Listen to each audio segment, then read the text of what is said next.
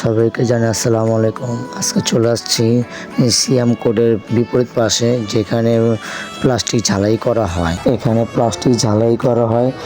Plastic যেখানে ভেঙে গেছে, গাড়ি ভেঙে গেছে, সেখানে ভাঙাগুলো এখানে জোড়া লাগানো হয়। সিয়াম কোডের বিপরীত পাশে রায়সা বাজার মোড়ের থেকে একটু সামনে বাড়লেই দেখা যাবে প্লাস্টিক ঝালাই করতেছে। আপনারা দেখেন যে আমার বাইকের সবগুলো নিয়ে আসছে এখান থেকে আমি ঝালাই করে নিয়ে যাব। আপনারা দেখতে থাকুন এবং আমার ভিডিও পাশে থাকুন ইনশাআল্লাহ।